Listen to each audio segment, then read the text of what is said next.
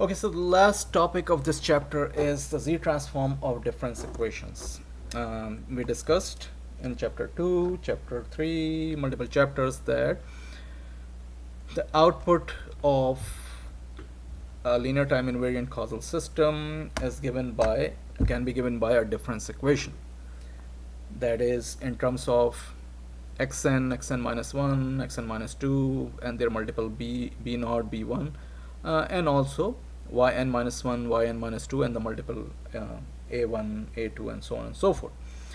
So we also discussed that if when you have a time shift property z y of n minus m, and if all of your initial conditions are 0, that is you don't have any value before y of 0, then you can write down in the z domain y's of z to the power negative n. That will be the z transform of y's of n minus m. That is y's of n which is shifted by m towards right.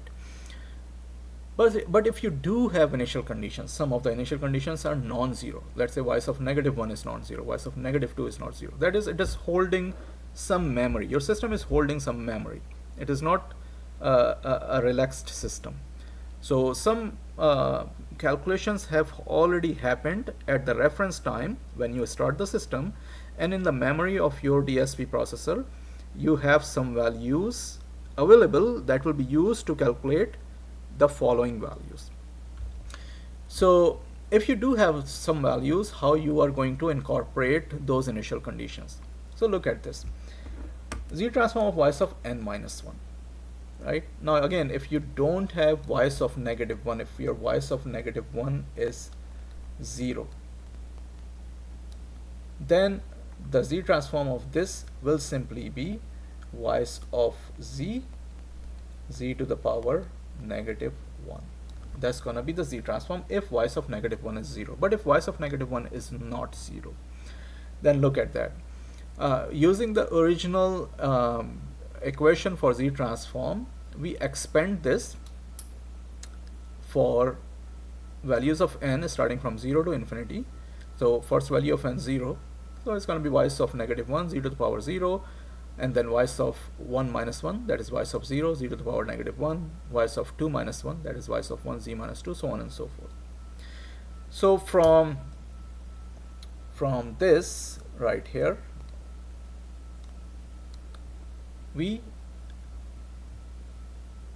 the z minus 1 is a common factor in all of them, so we took z minus 1 out.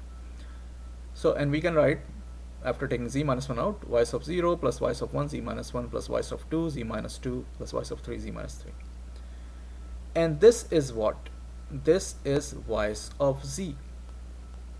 This is y's of z, because again, if you use this formula, or if you use the equation of y's of z, what is going to be equation? Y's of n z to the power negative n from n is equal to 0 to infinity, right? So y's of 0 z to the power 0, y's of 1 z to the power negative 1, y's of 2 z to the power negative 2, which is this sequence. So that's y's of z. So basically your Z transform of y's of n minus 1 is y's of negative 1, this, plus z inverse y's of z. Right? So if your y's of negative 1 is not 0, then you must use this Z transform. You cannot ignore this y's of negative 1 and write down that the Z transform of this will be y's of z minus 1, which is here. If this is 0, if this thing is 0, then yes, what is left is this one. But if it is not 0, if it has some value, let's say it's 1, then you have to include that 1 when you are taking the Z transform of y's of n minus 1. Okay, let's move on and look at y's of Z transform of y's of n minus 2. So again, if your y's of negative 1 and y's of negative 2 both are non-zero, if they are 0, then it simply be y's of z to the power negative 2. But if y's of negative 1 in time domain and y's of negative 2 in time domain are non-zero, then you're going to do the same thing. You're going to expand the sequence, and what you will see, again, follow this, it's pretty straightforward, follow this. what you see that you are gonna get y of negative 2 plus y of negative 1 z inverse plus z to the power negative 2 y of z. So if y of negative 2 and y of negative 1 are non-zero, you must use this z transform for y of n minus 2 or x of n minus 2 if you're using x. If y of negative 2, y of negative 1 are 0, no problem. Then the z transform of this will simply be using time shift property, y of z, z to the power negative 2, right? So if you look at the trend, basically y of z of y of n minus m will be equal to y of negative m, y of negative m plus 1 z inverse, y of negative m plus 2 z to the power negative 2, so on and so forth, all the way up to z minus m y of z. So if all of your initial condition are non-zero, you must use this. Of course, we're not going to go, that long. Mostly we go up to negative 2 in most of our problems.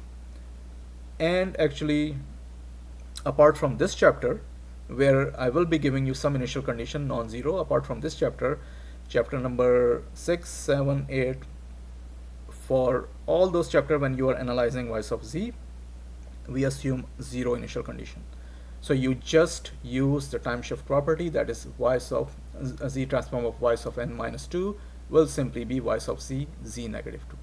In this chapter you will see some problems where initial conditions are not zero, then you will have to use, you have to consider y of negative 2, y of negative 1, and so on and so forth.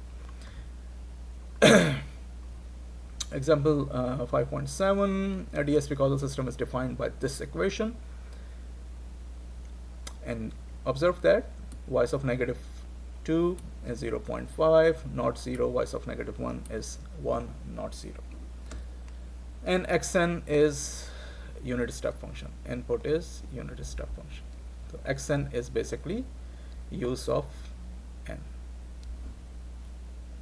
So you go ahead and take the z transform of both sides. Observe, z transform of y of n is y of z, z transform of y of n minus 1, since y of negative 1 is not 0, then we can write down y negative 1 plus y of z, z negative 1.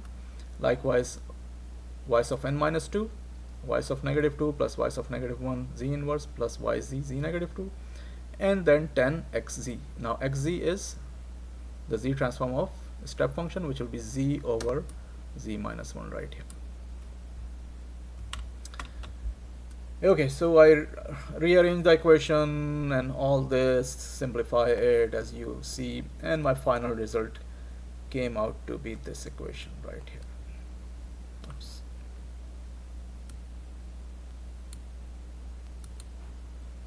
So my final result came out to be that equation right here.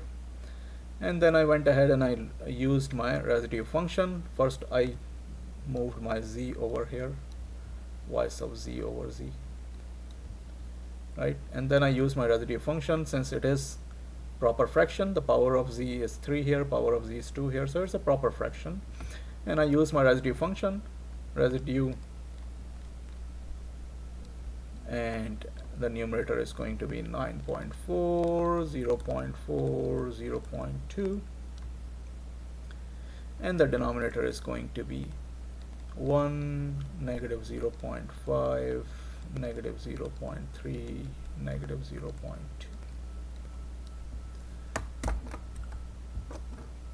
Okay, so I use my residue function, RPK is equal to this, and oh, right here, I'm using it, I didn't have to write. And I got this, and then it's a complex conjugate function. Again, I converted